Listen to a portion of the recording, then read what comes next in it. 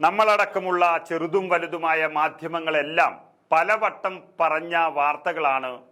രാജ്യത്തിനകത്ത് പലയിടത്തും വോട്ടർ പട്ടികയിൽ എന്തൊക്കെയോ കൃത്രിമം നടക്കുന്നുണ്ട് എന്നുള്ളത്.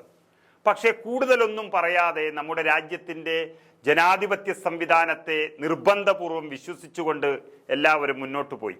രാജ്യത്തിൻ്റെ ഏതൊരു പദ്ധതിക്കും കളങ്കം വരാത്ത തരത്തിൽ മാധ്യമങ്ങളെല്ലാം അത് സൂക്ഷിക്കാൻ ശ്രമിച്ചു. പക്ഷെ പരാതികൾ തുടർന്നുകൊണ്ടേയിരുന്നു. മഹാരാഷ്ട്രയിൽ കണ്ടത് വലിയ ഞെട്ടിക്കുന്നതായിരുന്നു. രാഹുൽ ഗാന്ധി അത് ലോകസഭയിൽ പറയുകയും ചെയ്തു. ഒരു വീട്ടിൽ തന്നെ 7000-ഓളം വോട്ടുകൾ, ഒരു കെട്ടിടത്തിൽ തന്നെ 7000-ൽ പരം വോട്ടുകൾ, കൂടി വന്നത് 70 ലക്ഷത്തോളം വോട്ടുകൾ. അങ്ങനെ ഇരട്ടിപ്പിക്കുന്ന തരത്തിലേക്ക് വോട്ടർ പട്ടിക മാറിയതിൻ്റെ ഫലമാണ് മഹാരാഷ്ട്രയിലെ BJP സഖ്യത്തിൻ്റെ വിജയമെന്ന് വളരെ വ്യക്തമായി രാജ്യത്തിൻ്റെ പ്രതിപക്ഷ നേതാവ് തന്നെ പാർലമെന്റിൽ പറയുന്ന ഒരവസ്ഥ നമ്മൾ കണ്ടു. ഇപ്പോഴിതാ അവസാനം കേന്ദ്ര തെരഞ്ഞെടുപ്പ് കമ്മീഷന് തന്നെ കാര്യങ്ങൾ പിടികിട്ടിയിരിക്കുന്നു. അതുകൊണ്ട് തെരഞ്ഞെടുപ്പ് വോട്ടർ ID ആധാറുമായി ബന്ധിപ്പിക്കുന്നു. ആധാറുമായി ബന്ധിപ്പിക്കുന്നതുമായി ബന്ധപ്പെട്ട സാങ്കേതിക കൂടിയാലോചനകൾ ആരംഭിക്കാൻ പോവുകയാണെന്ന് തെരഞ്ഞെടുപ്പ് കമ്മീഷൻ അറിയിച്ചിരിക്കുകയാണ്. UIDAIയും തെരഞ്ഞെടുപ്പ് കമ്മീഷൻ വിദഗ്ധരും തമ്മിൽ സാങ്കേതിക കൂടിയാലോചനകൾ നടക്കുകയാണ്. അതിനുശേഷം മുഖ്യ തെരഞ്ഞെടുപ്പ് കമ്മീഷണർ ജ്ഞാനേഷ് കുമാർ, കേന്ദ്ര ആഭ്യന്തര സെക്രട്ടറി, നിയമ secretary, MEITY secretary, UIDAI CEO എന്നിവരുമായി ഡൽഹിയിൽ നടത്തിയ യോഗത്തിലാണ് ഈ തീരുമാനമെടുത്തിരിക്കുന്നത്.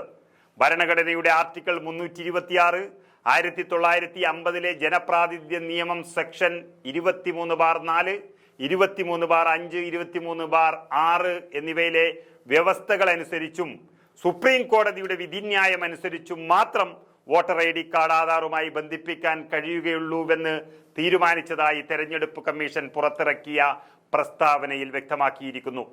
ഇന്ത്യൻ പൗരന് മാത്രമേ വോട്ടവകാശം നൽകാൻ ഇവിടെ പാടുള്ളൂവെന്നും ഭരണഘടനയുടെ ആർട്ടിക്കിൾ 326 പ്രകാരം ആധാർ ഒരു വ്യക്തിയുടെ ഐഡന്റിറ്റി സ്ഥാപിക്കുക മാത്രമാണ് ചെയ്യുന്നതെന്നും തെരഞ്ഞെടുപ്പ് കമ്മീഷൻ വ്യക്തമാക്കുകയാണ്.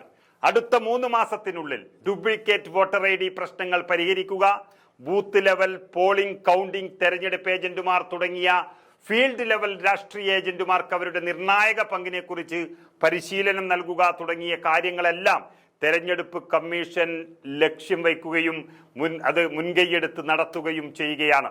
കൂടാതെ പോളിംഗ് ബൂത്തുകളിലെ നീണ്ട ക്യൂ ഒഴിവാക്കാൻ ഭാവിയിൽ ഒരു പോളിംഗ് ബൂത്തിലും 1200-ൽ കൂടുതൽ വോട്ടർമാർ ഉണ്ടാകാൻ പാടില്ല എന്നും തെരഞ്ഞെടുപ്പ് കമ്മീഷൻ പ്രഖ്യാപിച്ചു കഴിഞ്ഞിരിക്കുന്നു.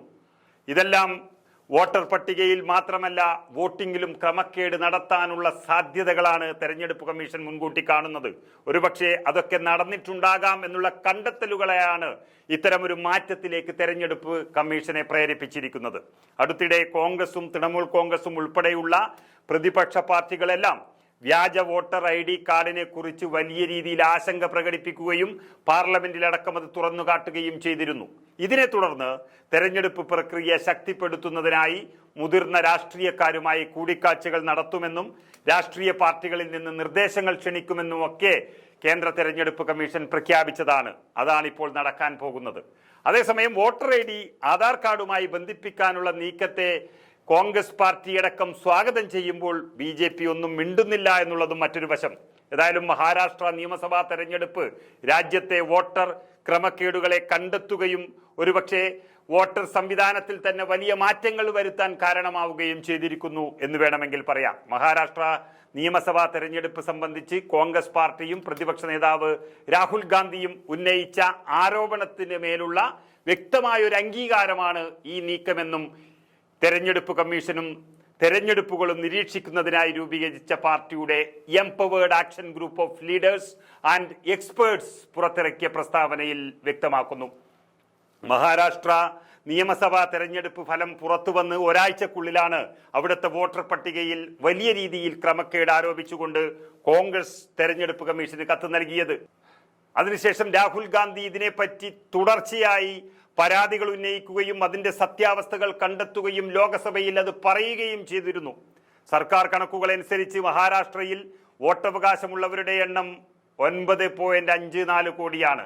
എന്നാൽ നിയമസഭാ തെരഞ്ഞെടുപ്പിൽ 9.7 കോടി പേർ അവിടെ വോട്ട് രേഖപ്പെടുത്തി എന്ന് പറയുമ്പോൾ ഇത് ജനാധിപത്യത്തിന്റെ നഗ്നമായ പരാജയമാണെന്ന് ഉറപ്പിക്കേണ്ടി വരുന്നു. ഇത് എങ്ങനെ സാധ്യമാകുമെന്ന് രാഹുൽ ഗാന്ധി ചോദിച്ചതിന്റെ ഉത്തരം അവർക്ക് കിട്ടിയത് കൊണ്ടാകാം ഇപ്പോൾ ആകെ ഒരു പൊളിച്ചെഴുത്തിന് തെരഞ്ഞെടുപ്പ് കമ്മീഷൻ തയ്യാറാകുന്നത്. ഒരർത്ഥത്തിൽ പറഞ്ഞാൽ ഇന്ത്യ മുന്നണിയുടെയോ കോൺഗ്രസിന്റെയോ രാഹുൽ ഗാന്ധിയുടെയോ ഒക്കെ ഒരു വിജയമായി ഇതിനെ കണക്കാക്കാം.